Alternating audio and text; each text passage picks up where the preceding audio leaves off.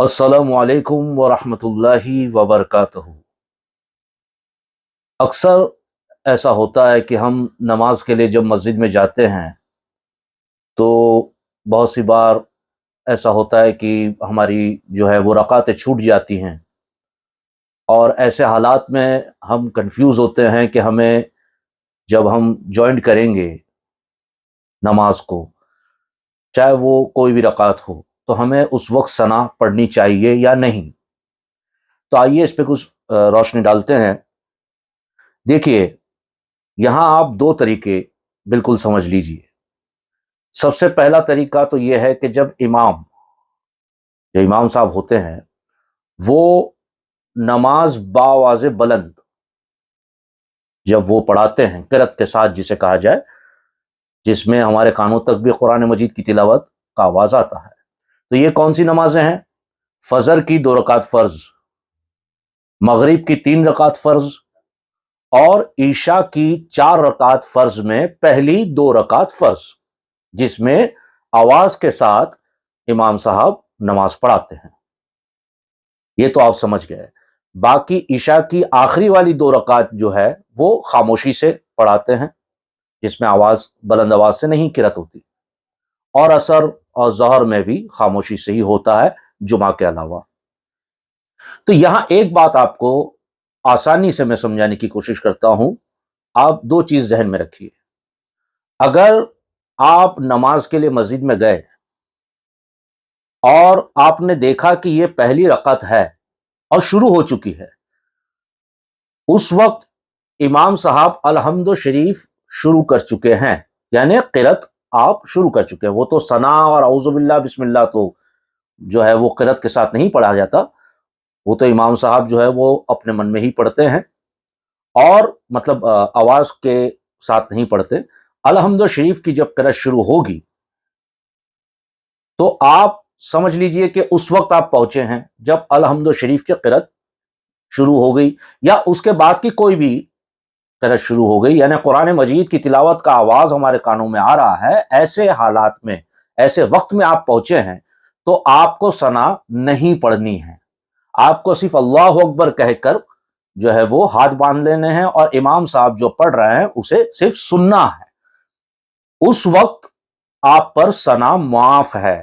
یاد رکھیے کہ آپ کی کوئی بھی رکعت چھوٹی نہیں ہے، یہ پہلی رکعت کی بات کر رہا ہوں، اور باواز بلند جب امام قرات کرتا ہے تو اس چیز کی میں بات کر رہا ہوں۔ ایک تو آپ کی نماز نہیں چھوٹی، رکعت نہیں چھوٹی، اور دوسری مولانا امام صاحب جو ہیں وہ باواز بلند قرات کر رہے ہیں۔ ایسے حالات میں اگر آپ جوائنٹ ہو جاتے ہیں اور قرات چل رہی ہے اور آپ پہنچے تو آپ اللہ اکبر کہہ کر ہاتھ باندھ لے، ثنا نہیں پڑھ سکتے۔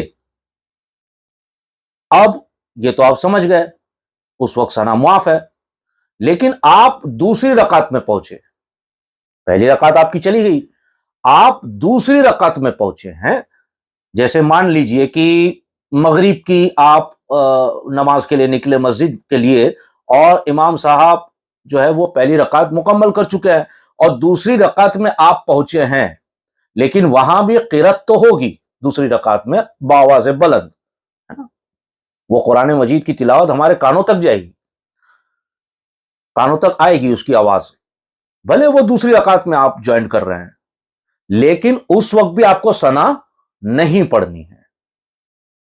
اب پہلی رکعت میں تو آپ کو نہیں پڑھنی ہے اگر آپ نے قرأت شروع کر دی امام صاحب نے اور آپ نے جوائن کی تب، لیکن دوسری رکعت میں جب امام صاحب نے قرأت پڑھنا شروع کیا اور آپ نے جوائن کیا، اس وقت بھی ثنا نہیں پڑھنی، لیکن یہاں ثنا معاف نہیں ہے۔ پہلی رکعت میں تو معاف ہو گئی، دوسری رکعت میں ثنا معاف نہیں ہے، تو اب اس کو کیسے پڑھیں گے؟ تو یہاں پڑھنی نہیں ہے۔ دوسری رکعت مکمل ہوئی آپ کی، باقی مقتدی جو آپ سے پہلے آئے ہیں یا امام صاحب کی، تو وہ جو ہے دوسری رکعت ہے، آپ کی پہلی رکعت ہوئی نا یہ، تو آپ پوری نماز پڑھیں گے امام صاحب کے پیچھے۔ اب مغرب کی نماز کا بتا رہا ہوں، اب تیسری رکعت میں امام صاحب پہلا سلام پھیریں گے، السلام علیکم ورحمۃ اللہ، آپ اس وقت کھڑے ہو جائیں گے، ٹھیک ہے، تاکہ آپ کی وہ پہلی رکعت آپ مکمل کر سکیں۔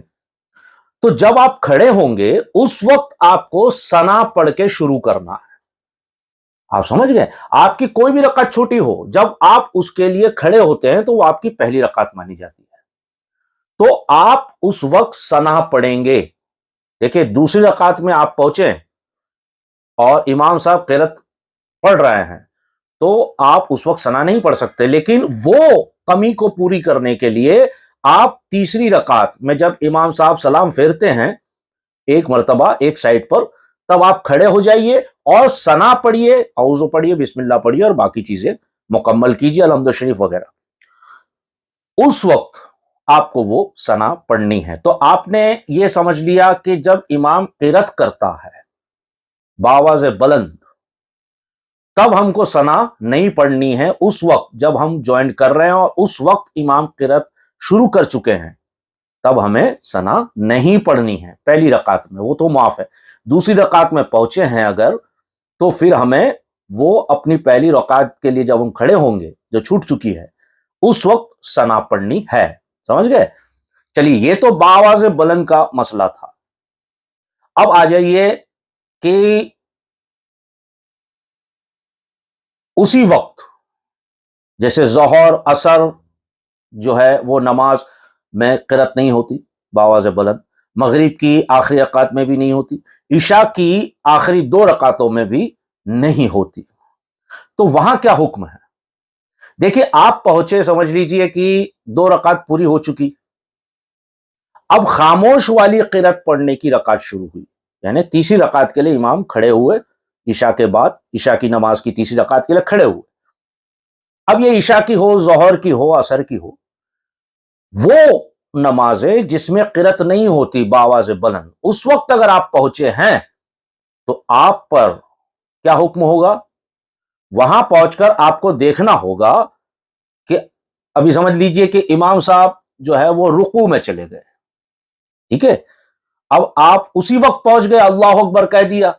आपको अगर लगता है कि इमाम साहब सुबहान रब्बियल अज़ीम, सुबहान रब्बियल अज़ीम, सुबहान रब्बियल अज़ीम 3 मरतबा या 5 या 7 मरतबा पढ़ेंगे, वो तो नहीं पता, लेकिन हम 3 मरतबा समझ के चलते हैं, तो उस वक्त तक मैं सना पढ़ लूंगा और रुकू में चला जाऊंगा, एक तस्बीह भी इमाम के साथ मुझे मिल जाएगी सुबहान रब्बियल अज़ीम की, तो आप सना पढ़ लीजिए। अगर आपको लगता है, आप वहां पर जो है आपको कैलकुलेशन करना है, अगर आपका दिल गवाही देता है कि मैंने अभी अल्लाह अकबर कहा, इमाम साहब रुकू में, मैं सना फटाफट पढ़ लूंगा और उसके बाद मैं रुकू में चला जाऊंगा, तो एक तस्बीह तो मिल ही जाएगी, तब आप सना पढ़ लीजिए।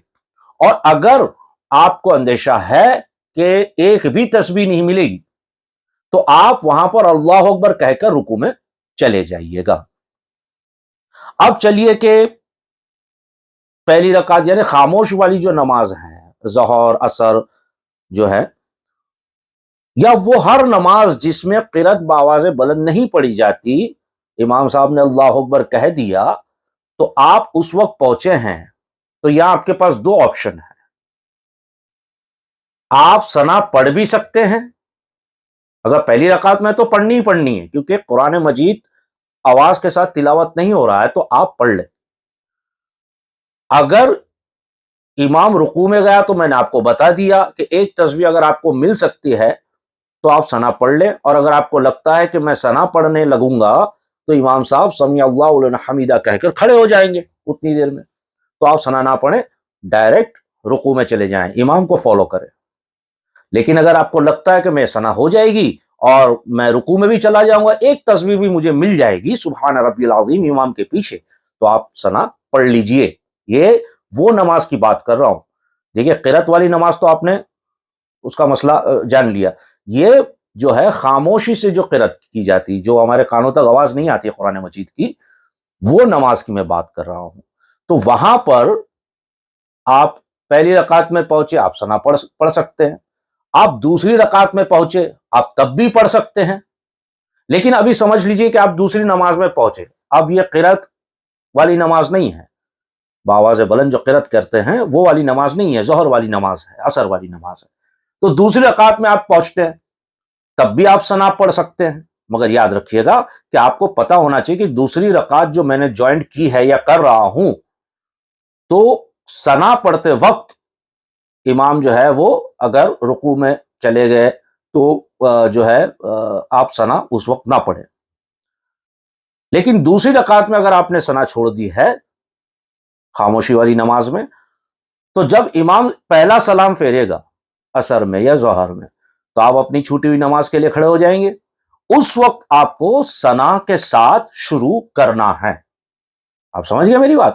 یعنی خاموشی والی نماز میں تو آپ کو دونوں آپشن دیے گئے ہیں, آپ ثنا پڑھیں بھی اور اگر نہیں پڑھنی ہے تو آپ آخری رکعت جو آپ کی پوری کریں گے, سلام پھیرنے سے پہلے آپ کھڑے ہوں گے, پہلا سلام کے بعد آپ کھڑے ہوں گے تو وہاں آپ اپنی جو چھوٹی ہوئی رکعتیں ہیں اس میں آپ ثنا کے ساتھ شروع کریں گے. بس اتنا دو چیز یاد رکھیے, اگر امام صاحب بآواز بلند پڑھ رہے ہیں اور وہ قرأت کی آواز ہمارے کانوں میں آ رہی ہے اور ہماری ایک رکعت چھوٹ چکی ہے تو دوسری رکعت میں بھی ہم جو ہے وہ ثنا نہیں پڑھیں گے, کیونکہ قرآن مجید کی آواز ہمارے کانوں میں آ رہی ہے تو وہ ہم آخر میں جو اپنی پہلی رکعت کو کمپلیٹ کرنے کے لیے کھڑے ہوں گے اس وقت ثنا پڑھی جائے گی. اور پہلی رکعت میں اگر آپ لیٹ پہنچ گئے اور قرآن مجید کی تلاوت شروع ہے بآواز بلند تب تو آپ کو ثنا نہیں پڑھنی ہے, آپ پر ثنا اس وقت معاف ہے. دوسری رکعت میں آپ پر معاف نہیں ہے, اس کا جو ہے آپ جو بھرپائی جو ہے وہ آخری رکعت جب آپ کھڑے ہوں گے اس وقت ثنا پڑھ کے پوری کرنی ہے. اور خاموشی والی جو نماز ہے جس میں بآواز بلند قرأت نہیں کی جاتی اس میں آپ کے پاس دو آپشن ہیں, آپ ثنا پڑھ لیں بہتر ہے.